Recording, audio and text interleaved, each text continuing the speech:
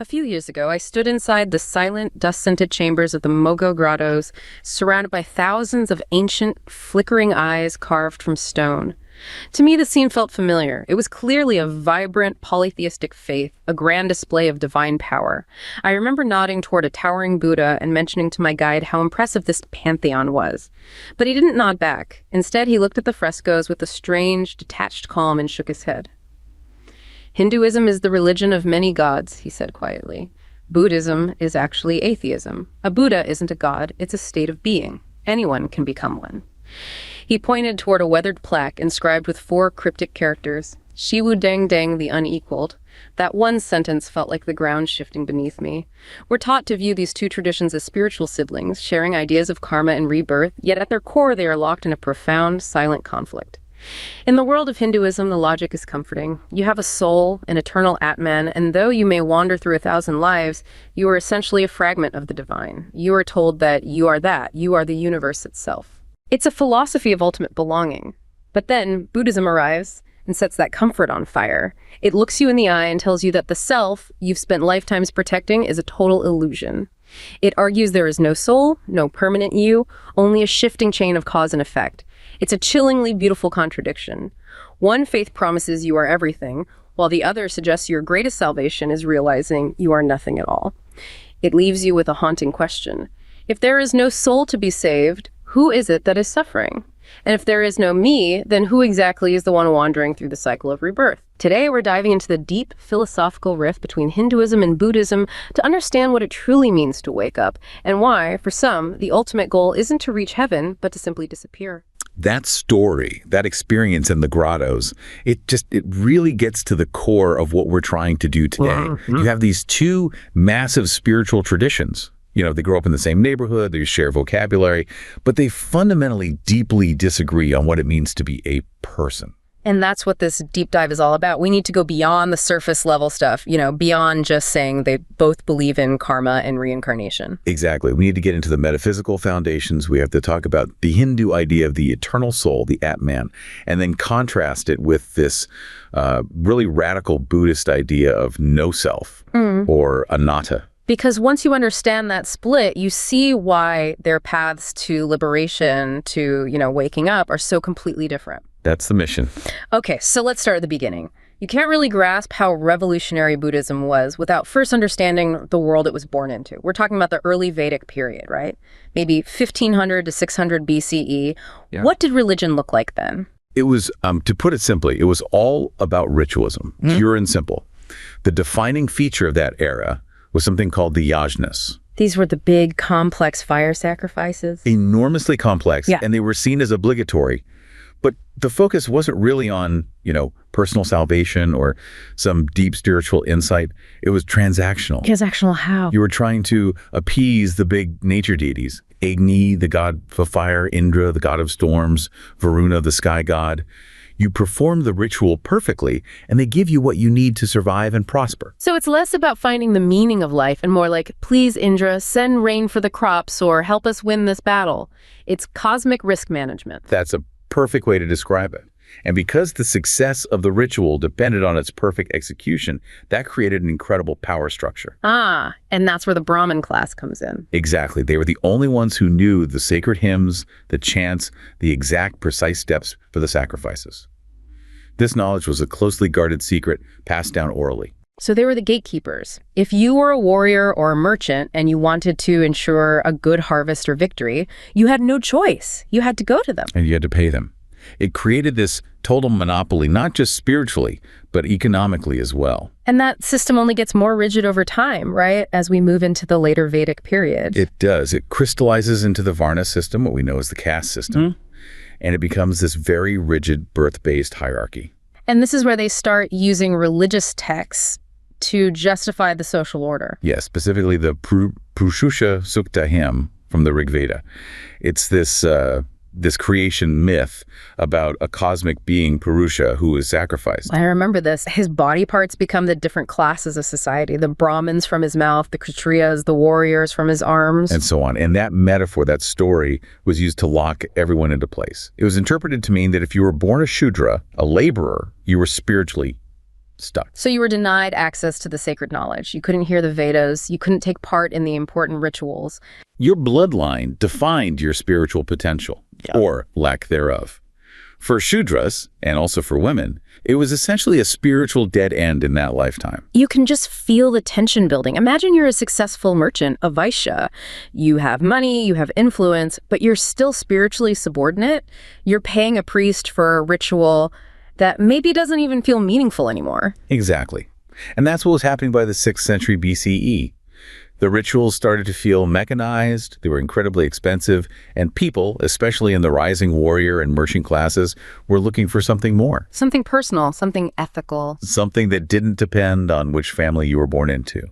They wanted a kind of do-it-yourself path to enlightenment. And that profound discontent, that's the soil from which Buddhism grows. It's not just a new idea that pops up out of nowhere. It's a direct response to the system. A reformative response, absolutely. And it's founded by Siddhartha Gautama, who himself was a kshatriya, a prince from that warrior class that was already chafing under Brahmin dominance. So how does he change the game? He shifts the entire focus. It's no longer about external fire sacrifices. It becomes about internal development, self-discipline, ethical conduct, insight. The middle path, the Four Noble Truths, the Eightfold Path. Right. All of these are tools for internal transformation. And maybe most importantly, most radically, he just throws out the entire Varna system. He just rejects it outright. An immediate, total rejection. This is what made it so revolutionary on a social level. It was a declaration of spiritual equality. How did that work in practice? I mean, was it really that open? It was. The Sangha, the monastic community he founded, was open to everyone. It didn't matter if you were a Brahmin or a Shudra. Your worth wasn't based on your birth, but on your character and your effort. The historical transition was this incredible shift from a society defined by bloodline to a community defined by merit. Let's make that real with the example of Chandra. He's a Shudra laborer. What's his life like before Buddhism comes along?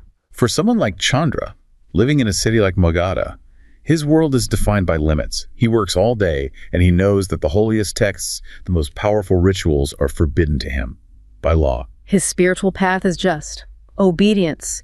Do your job, serve the upper classes, and hope for a better rebirth. That's it. It's a path determined entirely by his bloodline.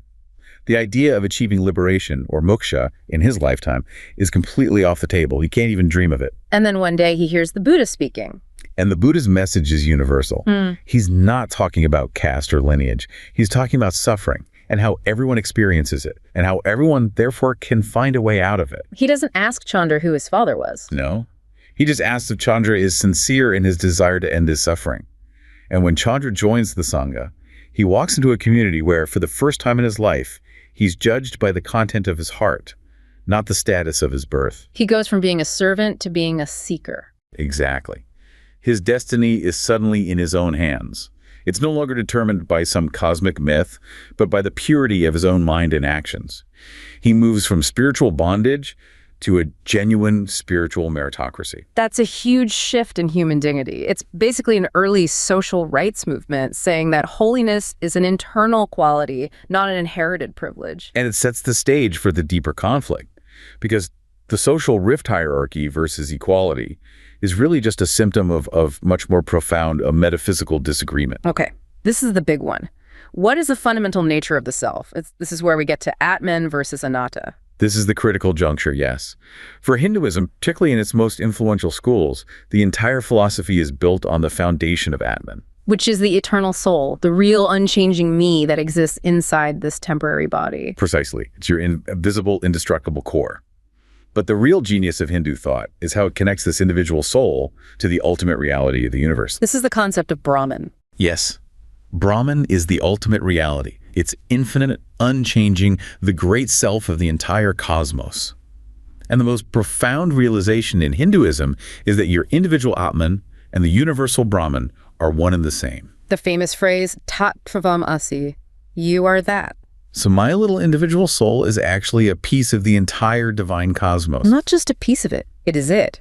Yeah. This is the principle of non-duality, or Advaita. There is only one ultimate reality. The reason you feel separate, the reason you suffer, is because you're caught in an illusion. The illusion of Maya? Exactly. Maya is the illusion of the physical world, and avidya is the ignorance of your true nature. You think you're this separate, limited person, but that's just a mistake. Your true self, your Atman, is already perfect and complete. But wait, if the Atman is perfect and divine, why is it trapped in the cycle of rebirth, samsara, in the first place? That feels like a paradox. If it's already part of God, how did it get stuck here? That is the central philosophical problem that Hindu schools have wrestled with for centuries. The Advaita Vedanta school would say the trap is purely a matter of perception. The Atman isn't really trapped, it just thinks it is. Like the moon reflected in a rippling pond. The moon itself is perfect, but the reflection looks distorted. That's a classic analogy, and it's perfect. The Atman is the moon. Your suffering, your ego, your sense of being a separate person, that's just the ripple on the water caused by ignorance. So my suffering comes from identifying with the wrong thing. I think my car is me, so when it gets dented, I feel pain even though my body is fine. I'm attaching my sense of self to a temporary object. That is a perfect modern analogy for how the ego works. It contaminates your perception of your true self. And so the goal, moksha or liberation, is to see through that illusion, dissolve the ego, and let the Atman realize its true, unified nature with Brahman. It's a journey of reunion. Okay, so that's the Hindu position, a comforting, ultimate sense of belonging. Now let's pivot to Buddhism and Anatta, because it takes that entire beautiful structure and just sets it on fire. It really does. Anatta, the doctrine of no self, is one of the absolute pillars of Buddhism. The Buddha taught that this belief in a permanent, unchanging self and Atman is not just an illusion, it is the most dangerous illusion. So the very thing that Hinduism says is the key to salvation, Buddhism says is the root of all my suffering. That's the radical disagreement right there. The Buddha argued that this belief in a solid me is the psychological anchor for all of our craving, our clinging, our hatred, and ultimately our misery or dukkha. So how did he propose to break down this illusion? He used a kind of analytical tool, the concept of the five aggregates or the skandhas. His point was, if you look closely at what you call a person, you won't find a solid core. You'll just find these five interacting processes. Okay, let's walk through them. What are the five aggregates? So first you have rupa, which is form, your physical body. Then vedana, which is sensation or feeling pleasant, unpleasant, or neutral. Third is samjna, perception or recognition. Fourth is samskara, which are mental formations, your habits, your intentions, your impulses.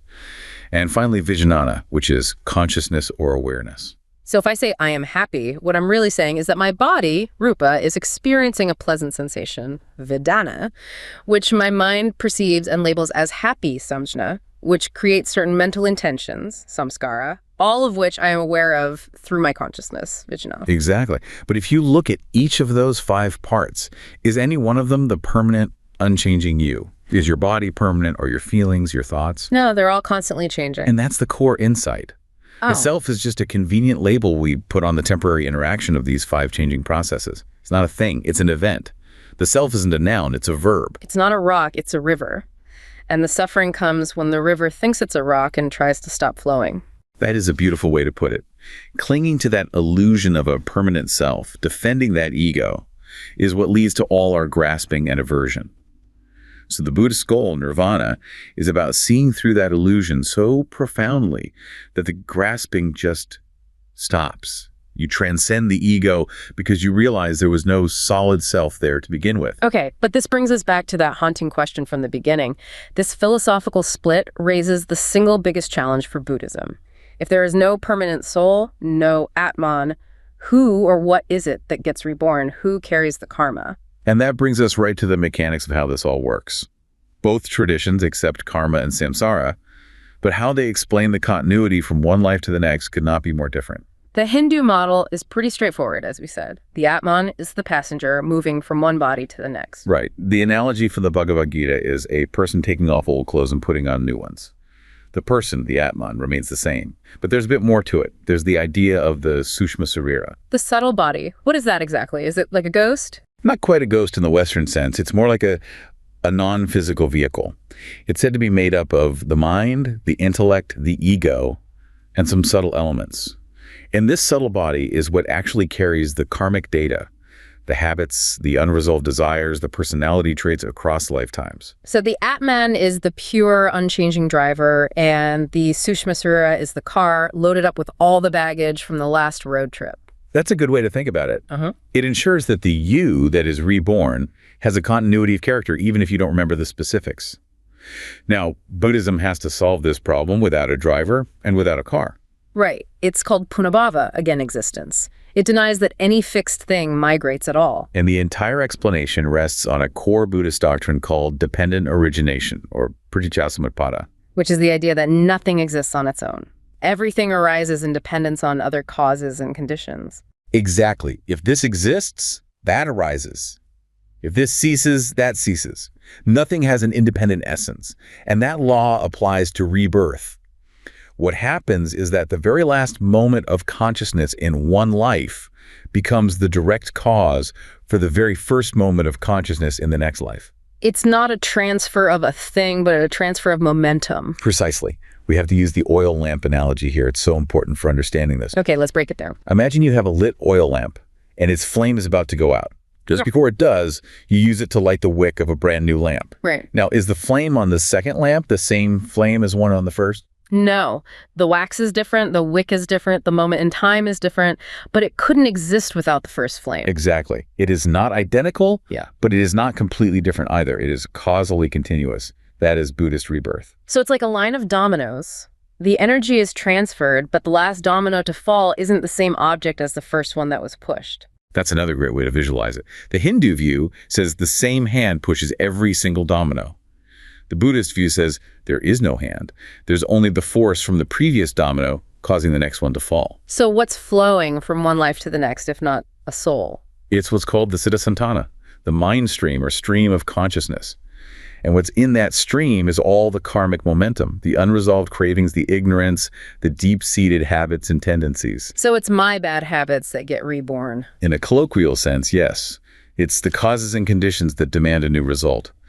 The paradox is, it's the very fact that there is no permanent self that allows this constant dynamic process of becoming and rebirth to happen. A solid, unchanging rock can't flow. Which means the goal changes completely. It's not about saving the soul anymore. It's about stopping the entire causal process, extinguishing the flame so it doesn't light another wick. This is a huge shift, and it must have massive implications for the role of gods in the system. If it's all just impersonal cause and effect, where do the deities fit in? Well, in Hinduism, they fit in right at the center.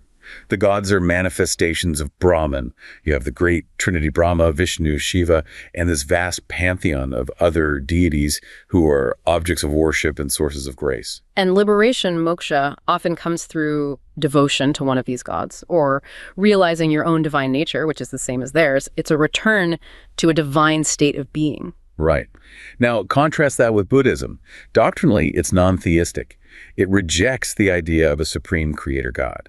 It's not that it denies the existence of powerful beings, but it sees the idea of an all-powerful creator as irrelevant to enlightenment. Why is it a hindrance? Why is that belief seen as a problem? Because it creates dependency. If you believe some external god can save you or forgive you or grant you wishes, you're not doing the internal work yourself. You're outsourcing your liberation. And any reliance on something external, even a god, is still a form of attachment. And all attachment, from the Buddhist perspective, is a cause of suffering. True freedom can only come from self-reliance, from seeing the truth for yourself. The Buddha's path is empirical. He's essentially saying, don't take my word for it. Look for yourself. This is how reality works. No one can walk the path for you.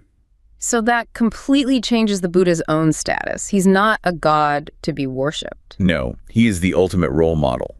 A human being who, through his own extraordinary effort and insight, figured it all out. He's the guide, the doctor who diagnoses the illness of suffering and writes the prescription, which is the Dharma. But you have to take the medicine yourself. And in some texts, he's even presented as being superior to the gods of his time. Yes, he's called Devadadeva, the god over gods. But the reason is so important.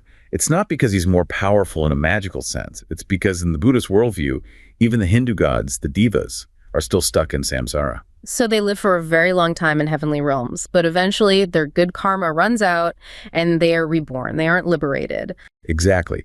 The Buddha is superior because he got off the wheel that even the gods are still trapped on. And since he started as a human, it means that state Buddhahood is an attainable goal for anyone. It's the ultimate statement of human potential and agency. Let's use the story of Ravi, the merchant. How does this theological shift play out in his life? Okay, so before Buddhism, Ravi's life is full of a kind of polytheistic anxiety.